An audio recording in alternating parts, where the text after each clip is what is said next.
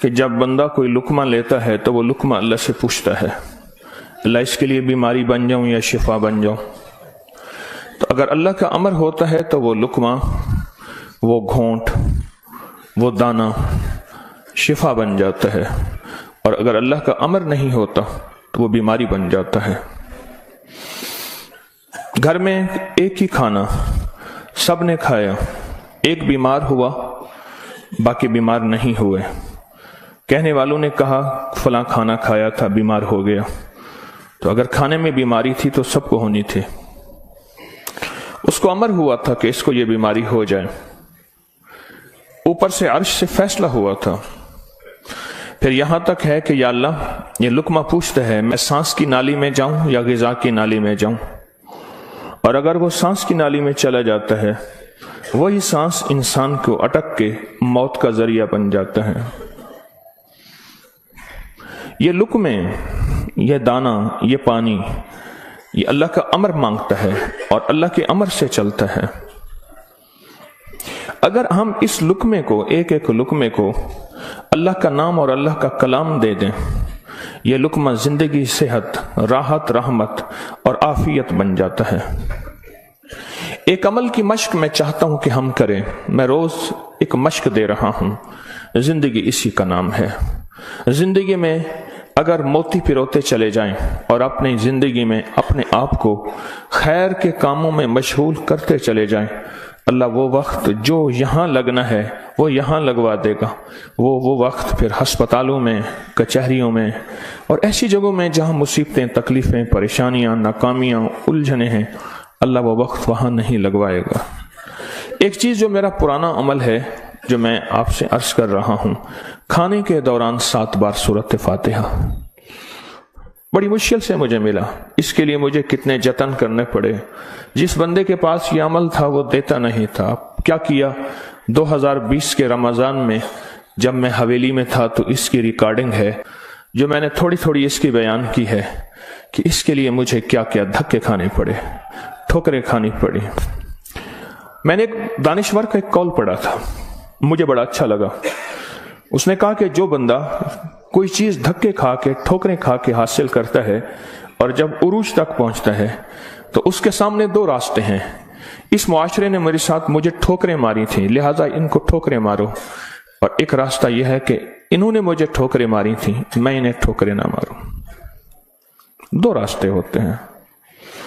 میں نے طے کیا کہ جو چیز مجھے کتنی مشکل، پریشانی، الجھن، مسائل اور تکلیف سے ملی ہے، میں اگر کسی مخلوق کو دوں تو ان کو خیر بنا کے دوں اور ایسے انداز سے ان کو راحت ملے۔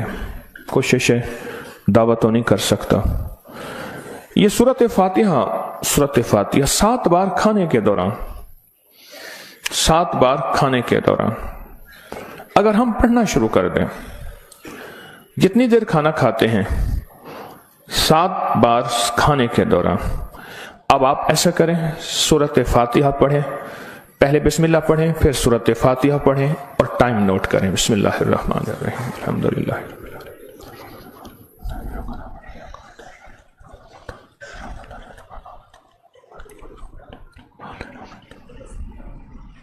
جی 6 سیکنڈ، 10 سیکنڈ، 12 سیکنڈ، 10 سیکنڈ رکھ لیتے ہیں۔ کتنے سیکنڈ؟ سب کے لیے، سونے جاگنے والے سب نے دیکھ لیا؟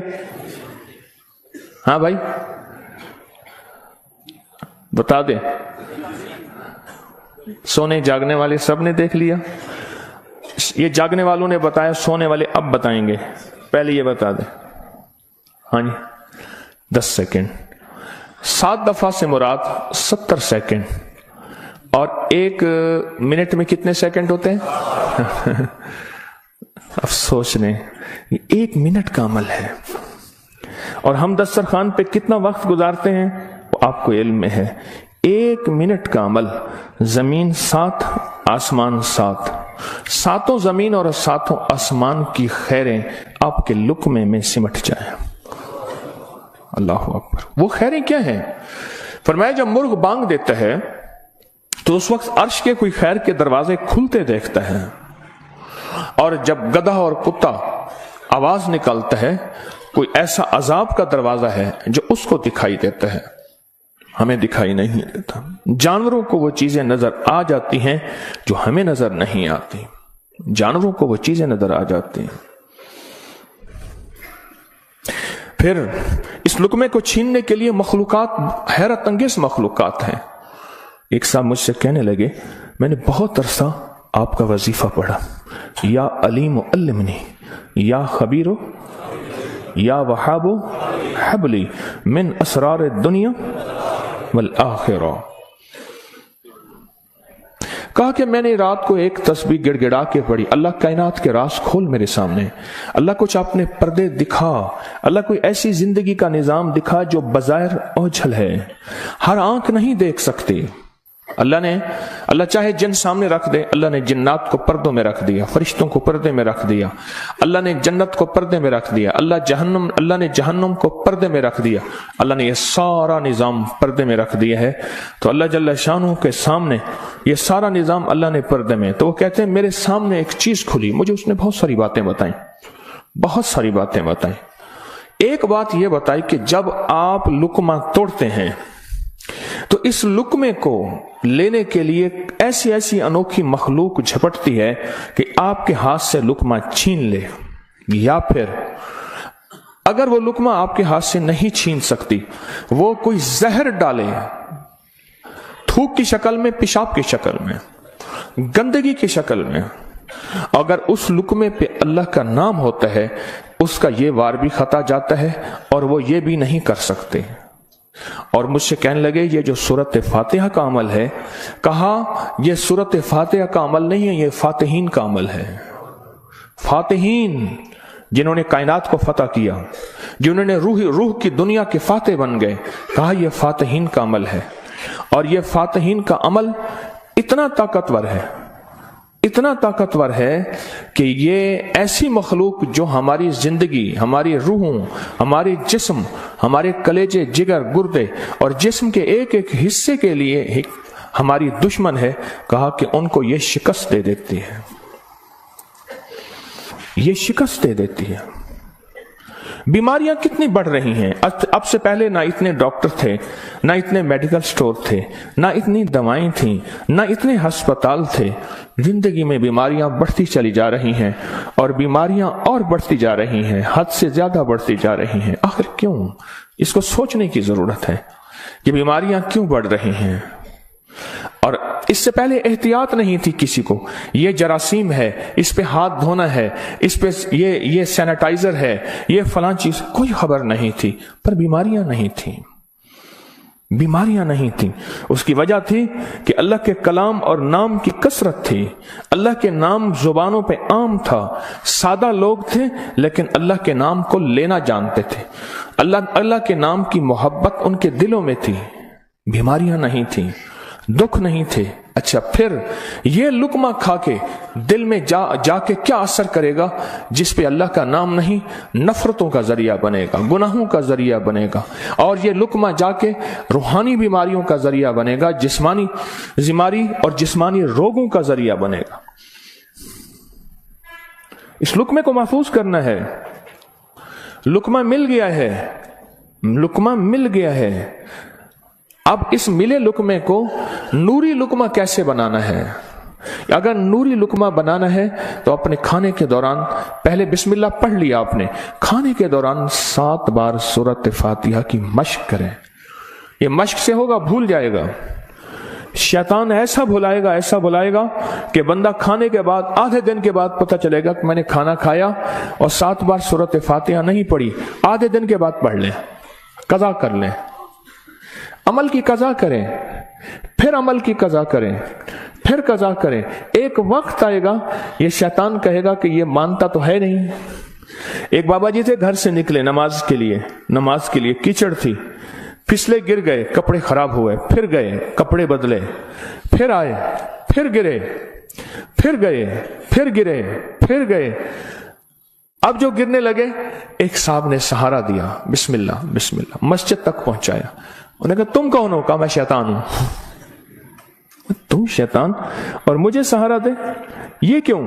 کہا جب آپ پہلی دفعہ گرے تھے اور آپ نے اپنا عزم نہیں توڑا تھا، آپ نے کہا تھا نہیں میں نے مسجد میں جانا ہی جانا ہے، اللہ نے آپ کی مغفرت کر دی تھی۔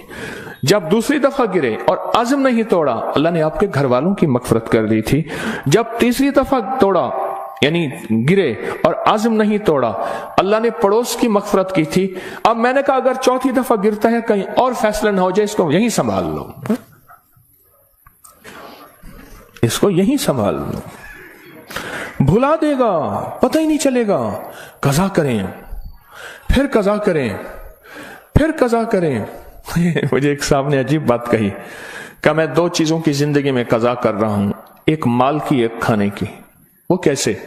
کہا جس مال کی زندگی بھر زکوٰۃ نہیں دی تھی اس کی گن گن کے زکوٰۃ دے رہا ہوں، اور زندگی میں جتنے کھانے کھائے تھے ہر کھانے کی سورۃ فاتحہ پڑھ رہا ہوں۔ وہ عجیب آدمی ہے، بس اصل لگ جائے نا، اصل تو دل میں لگ جائے، اصل دل میں لگ جائے، وہ لگ جائے تو پھر ہر چیز کی قضا ہے۔ کہا سوچ رہا ہوں اتنے سال ہیں، اتنے سال میں نے اتنے دفعہ کھایا ہوگا، یہ اتنے مہینوں کی قضا ہو گئی، پھر اتنے سالوں کی قضا ہو گئی، ہر کھانے کے لیے 7 بار سورۃ فاتحہ۔ کہا میں نے جب سے یہ عمل شروع کیا ہے، گولیاں ختم ہو گئی، بیماریاں ختم ہو گئی، رزق بارش کی طرح برسا، برکت بارش کی طرح برسی، اور عزت وہ ہے کہ جو بندے دیکھ کے تھوکتے تھے وہ ویلکم کہتے ہیں، باہیں پھیلاتے ہیں، عزت دیتے ہیں۔ کیوں؟ اللہ چاہے دلوں میں عزت ڈال دے، اللہ چاہے دلوں میں نفرت ڈال دے۔ عزت اور نفرت کے خزانے اس کے پاس ہیں، وہ عزت ڈال دیتا ہے۔ سورۃ فاتحہ 7 بار کھانے کے دوران۔ اس کی مشق کرنی ہے، اس کی مشق کرنی ہے۔ ہاں چیزیں مشق سے ہوتی ہیں۔ میں چوراہوں پہ کھڑا دیکھتا ہوں، ڈھول والے کھڑے ہوتے ہیں، پیلا چولا پہن کر، کپڑے پہن کر ڈھول بجا رہے ہوتے ہیں۔ میں نے اس دن بیٹے کو کہا، میں کہ بیٹا دیکھو یہ فارغ نہیں کھڑا، یہ اپنے ذکر میں لگا ہوا ہے، کر ہر دم ذکر الہی ہوئے دل دی دور سیاہی، یہ لگا ہوا ہے، وہ فارغ نہیں کھڑا، ڈھول بجا رہا ہے، مشق کر رہا ہے۔ ہمارے ہاں ایک، میں موچی کی دکان پہ گیا، اس کا بچہ جو ہے نا کیل ٹھونک رہا تھا، ایسے ٹھونک رہا تھا کہ میں کہا کیل ضائع کر رہا ہے، اس نے کہا جی یہ کیل ٹھونک رہا ہے، اس نے جوتی پہ کیل لگانے ہیں، یہ اس کی مشق کر رہا ہے کہ کیل کو کیسے ٹھوکا جاتا ہے، آج ٹیڑھا کرے گا، سیدھا کرے گا، کل کو انشاءاللہ سیدھا ہو جائے گا۔ زندگی میں مشق ہوتی ہے، کرتے کرتے کرتے کرتے ایک وقت آتا ہے کہ انسان اس فن کے اندر کمال، پھر جب کمال ہوتا ہے، کمال حاصل ہوتا ہے، پھر کہتے ہیں کسب کمال کن عزیز جہاں شوی۔ دنیا میں جینا ہے، سورۃ فاتحہ کے لقمے کے ساتھ جینا ہے، سورۃ فاتحہ کے کھانے کے ساتھ جینا ہے، اور سورۃ فاتحہ کے رزق کے ساتھ جینا ہے، اور سورۃ فاتحہ کو زندگی میں شامل کرنا ہے، اور سورۃ فاتحہ ایسا شامل ایسی کہ یوں لقمہ ہو بسم اللہ کے ساتھ سورۃ فاتحہ شروع ہو جائے۔ پھر آپ دیکھیں صحت، اپنی فٹنس، تندرستی، خوش خوراکی، غیب سے دسترخوان وسیع، غیب سے برکت کے خزانے، غیب سے لطف و کرم اور عطا کے خزانے۔ کیوں؟ جو سارے قرآن میں ہے وہ ساری سورۃ فاتحہ میں ہے، اور جو ساری سورۃ فاتحہ میں ہے وہ ساری ایاک نعبد، اور ساری جو ایاک نعبد میں ہے وہ ساری کی ساری بے میں ہے، اور جو ساری بے میں ہے وہ اس کے نقطے میں ہے۔ یہ غزالی کا فرمان عرض کر رہا ہوں۔ آپ سورۃ فاتحہ پڑھ کے کھانے کو مزیدار کر رہے ہیں، آپ سورۃ فاتحہ کر کے کھانے کو محفوظ کر رہے ہیں، آپ سورۃ فاتحہ کر کے اللہ سے مزید کھانے مانگ رہے ہیں، آپ سورۃ فاتحہ پڑھ کے اللہ کے خزانوں سے رزق کے دروازے کھلوا رہے ہیں، آپ سورۃ فاتحہ پڑھ کے رزق اور وسعت کے دروازے نہیں نسلوں کے لیے بھی کھلوا رہے ہیں، نسلوں کے لیے۔ کتنے لوگ ایسے ہیں خود سفید پوشی کی زندگی گزار کے جاتے ہیں، نسلوں کے لیے وسعت کے دروازے کھلوا کے جاتے ہیں. کچھ ایسے ہیں خود تونگری کی زندگی گزار کے جاتے ہیں، نسلوں کے لیے غربت کے دروازے، فقر کے دروازے، مفلسی کے دروازے، دھکوں کے دروازے، در در کی گدائی کے دروازے اور قرضوں کے دروازے، حالات کی مشکلوں کے دروازے کھلوا کے جاتے ہیں. سورۃ فاتحہ پڑھنے والا اپنے لیے بھی اور اپنی نسلوں کے لیے رزق اور وسعت کے دروازے کھلوا کے جاتا ہے. کیوں؟ اعمال پہ اللہ کے وعدے ہیں، پلنے کے بھی پالنے کے بھی. اعمال پہ وعدے ہیں، میں تمہیں پالوں گا، تمہاری نسلوں کو پالوں گا. اعمال پہ وعدے ہیں. اللہ سچا، اس کے وعدے سچے، اس کا حبیب سچا اور سچوں کا سچا. اور ہم سچے وعدے اپنے سینے سے لگا لیں، زندگی میں کامیاب ہو جائیں گے. کیا فیصلہ کیا پھر؟ کوئی مشکل ہے؟ آپ کہتے ہیں روز ایک اور نئی کہانی سناتا ہے اور روز ایک نئی مشق ڈال دیتا ہے، اور سارے کے سارے اصل میں یہ ساری کے ساری وہ چیزیں ہیں جو آپ کے لیے خیر کا ذریعہ ہے، جو آپ کی نسلوں کے لیے برکتوں کا ذریعہ ہے، اور جس میں آپ کا دل مانتا ہے کہ واقعی یہ حقیقت ہے. اگر ہم ایسا کر لیں گے دنیا بھی سنور جائے گی، آخرت بھی سنور جائے گی، اور آنے والے حالات میں ہمارے لیے برکت اور خیر کے فیصلے ہو جائیں گے. کیا خیال ہے؟ آج کے بعد پھر اس پہ توجہ ہوگی، اس پہ توجہ ہوگی، خوب ہوگی، اس پہ توجہ ہوگی اور واقعی ہوگی. ہاں وہ کھانا ہی کیا ہے جو سورۃ فاتحہ کے بغیر ہو، وہ کھانا ہی کیا ہے جو اللہ کے نور کے بغیر ہو. ڈاکٹر عبدالقدیر خان رحمۃ اللہ علیہ نے ایک دفعہ عجیب بات لکھی ہے، میرے پاس اس کا حوالہ ہے. کہا ایک بابے سے ملا، اس کی عمر 96 سال. کہتے آج تک میں نے کوئی بیماری مجھے تکلیف نہیں ہوئی. کہا میں نے اس سے پوچھا تیری صحت کا راز کیا ہے؟ اب ان کی صحت کا راز پوچھیں، ایک دنیا کا بہت بڑا ایٹمی سائنسدان یہ بات کر رہا ہے. کہا میری صحت کا راز پوچھا تو کہا میں نے صحت کا راز، میری صحت کا راز یہ ہے کہ میں ہر دانے اور ہر قطرے پہ بسم اللہ پڑھتا ہوں. ہر دانے ہر قطرے پہ بسم اللہ پڑھتا ہوں، ہر دانے اور ہر قطرے پہ بسم اللہ پڑھتا ہوں. میری صحت کا راز یہی ہے. زندگی میں انشاءاللہ جینا ہے اور صحت مند ہوگے، اور جذبہ صحت مند ہو کے جینے کا یہ ہو کہ اللہ تیری مخلوق کی خدمت کروں گا، تیرے مخلوق کے کام آؤں گا، اور لوگوں سے محبت کروں گا، محبت پھیلاؤں گا، اور محبت کو سارے عالم میں پیش کروں گا. مشکل یا آسان؟ اور وہ جو دعائیں ہیں بسم اللہ علی دینی، سبحان اللہ العظیم، اللہم اجرنی من النار، میں نے آپ کو پڑھانی چھوڑ دی، آپ نے بھی پڑھنی چھوڑ دی ہیں؟ اللہ اکبر. دیکھو یہ ہے سبق، یاد ہے الحمدللہ، یاد ہے. اور سوتے وقت سورۃ اخلاص 3 دفعہ دائیں، 3 دفعہ بائیں، 3 دفعہ، یہ بھی یاد ہے، یاد ہے. اللہ اللہ آپ کو خوش رکھے، اللہ برکت عطا فرمائے. یہ سبق یاد ہے؟ اچھا ماشاءاللہ، سارے سبق